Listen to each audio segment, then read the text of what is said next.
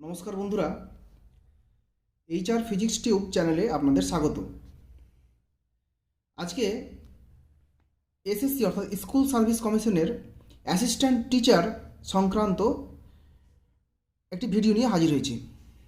আজকে আমরা যে বিষয় নিয়ে ডিসকাস করব সেটা হচ্ছে লেজার এবং ফাইবার চ্যাপ্টারের 10 ইয়ার্স।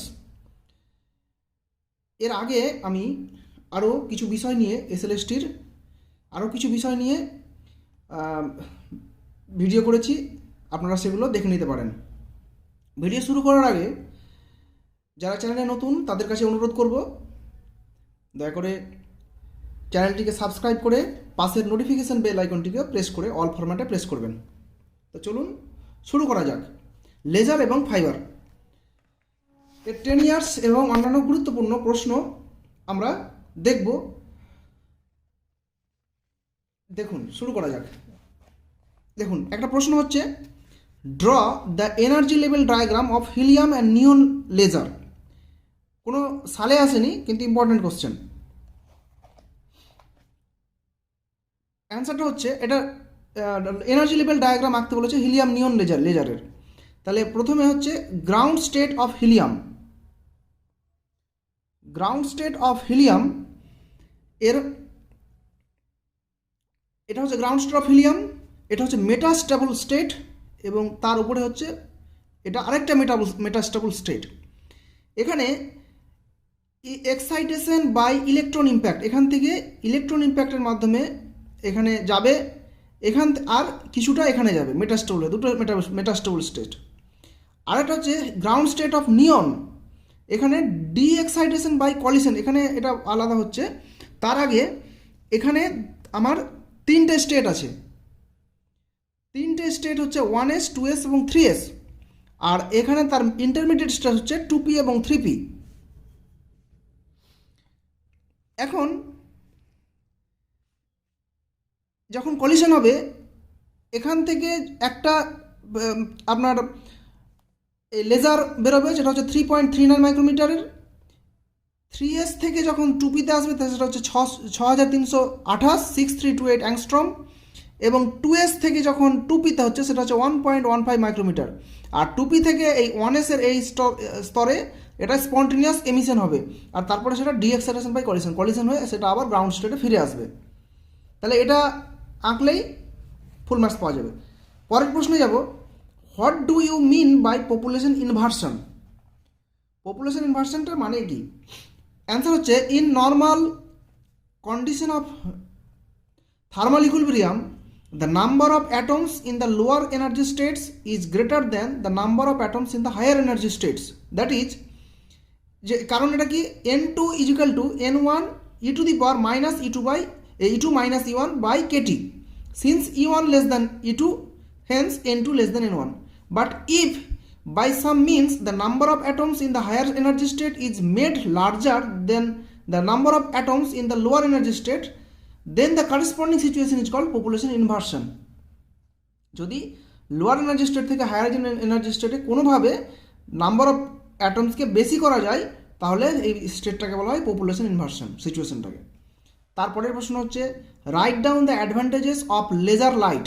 কী কী অ্যাডভান্টেজ? এক হচ্ছে ইন্টেন্সিটি ইজ ভেরি হাই, দুই হচ্ছে ইউনি ডিরেকশনাল, একই ডিরেকশনে যাবে, তিন হচ্ছে পারফেক্টলি মনোক্রোমাটিক, একটাই ফ্রিকোয়েন্সি, চার হচ্ছে স্মল ব্রডেনিং, সেটা একটা নির্দিষ্ট দিকে যাবে, ছড়াবে না বেশি। পরের প্রশ্ন আমরা দেখব, এগুলো কিন্তু 10 ইয়ার্সে আসেনি, কিন্তু এগুলো মোটামুটি একটা পড়ে রাখা যায়। 31 পরের প্রশ্ন, define Einstein's A and B coefficient. Answer লিখব, the transition rate of induced absorption হচ্ছে dn12/dt is equal to u nu n1 b12, যেখানে b12 হচ্ছে আইনস্টাইনস কোফিসিয়েন্ট ফর ইনডিউসড অ্যাবজর্পশন। ঠিক আছে? So it can be defined as when n1 হচ্ছে number of atoms in the lower energy state, এটা lower energy স্টেটকে 1 ধরেছি। ইউনি হচ্ছে density of radiation, যেটাকে আমরা 1 ধরেছি। ঠিক আছে? এই N1টা যে নাম, এই যে N1 যেটা, এটা number of atoms in the lower energy state, এটাকে আমরা যদি 1 ধরি, ইউনি হচ্ছে ডেনসিটি অফ রেডিয়েশন, এটাকে যদি 1 ধরি তাহলে কী হবে, B12 হচ্ছে কত, dN12/dt, মানে রেট অফ ট্রানজিশন, রেট হচ্ছে এটা কি, রেট অফ ট্রানজিশন। তাহলে similarly rate of transition of spontaneous emission সেটা কত, dN21/dt, সেটা হচ্ছে A21 ইন্টু N2। এখন A21টা কি, Einstein's coefficient of spontaneous emission. So when the number of atoms in the higher energy state is unity, মানে N2টা যখন ইউনিটি হয়ে যাবে, then the corresponding spontaneous transition rate is called Einstein's A coefficient. Again, rate of transition of stimulated emission সেটা হচ্ছে dN21/dt, সেটা হচ্ছে is equal to u nu N2 B21। B21টা হচ্ছে আইনস্টাইনস কোএফিসিয়েন্ট অফ স্টিমুলেটেড এমিশন। তার মানে যদি ইউ নিউটা 1 হয়, N2টা 1 হয়, তাহলে কী হবে, dN21/dt হচ্ছে B21। তাহলে কী হবে, then the corresponding rate of stimulated emission is called Einstein's B21 coefficient. আপনারা ভিডিও পজ করে এগুলো লিখে নিতে পারেন বা দেখে মনে রেখে দিতে পারেন। 30 এর পরের প্রশ্ন হচ্ছে স্টেট প্রিন্সিপাল অফ লেজার, লেজারের প্রিন্সিপালগুলো কী কী। 1 নম্বর হচ্ছে an active medium or laser medium is required. 2 হচ্ছে pumping system which helps to get population inversion. 3 নম্বর হচ্ছে an optical resonator which introduced positive feedback which is necessary for laser oscillation. Laser অসিলেশনের জন্য একটা পজিটিভ ফিডব্যাক দরকার, যেটার জন্য একটা অপটিক্যাল রেজোনেটর প্রয়োজন। তাহলে এগুলো হচ্ছে প্রিন্সিপাল। এর পরের প্রশ্নটা আমরা দেখব, what is active material in case of laser. লেজারের ক্ষেত্রে অ্যাক্টিভ ম্যাটেরিয়াল কি, active material is either solid, liquid or gas or semiconductor junction capable of sustaining stimulated emission. Stimulated emission যারা করতে পারবে তার এরকম হবে। তারপরের প্রশ্ন একটা পড়েছে আপনার ফাইবার থেকে, অপটিক্যাল ফাইবার থেকে, যেটা 2009 সালে পড়েছে।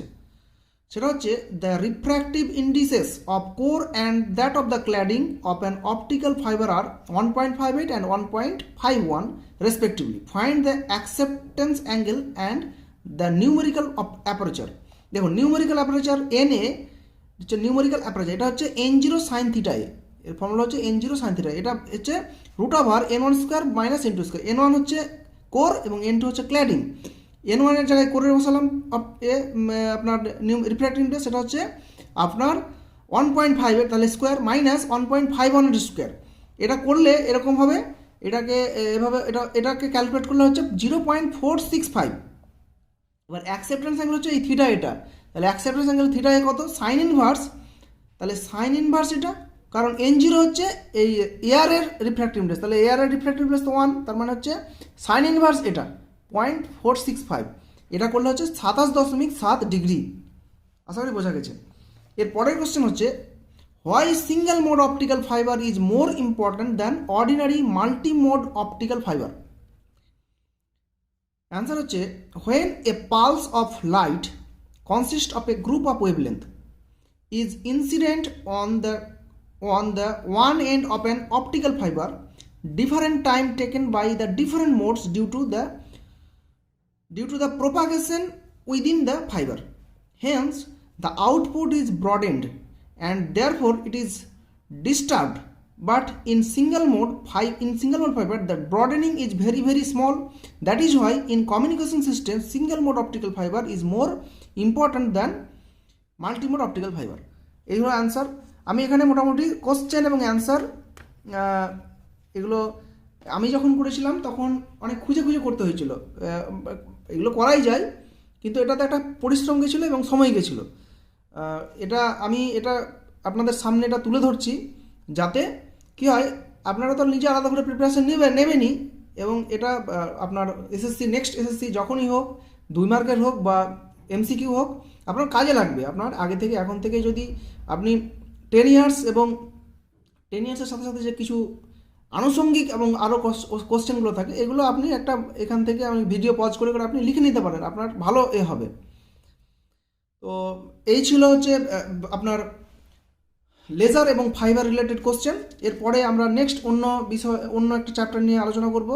তাহলে আজকের মতো এই পর্যন্তই। ভালো লাগলে লাইক করবেন, শেয়ার করবেন এবং সাবস্ক্রাইব করে পাশে থাকবেন। ধন্যবাদ।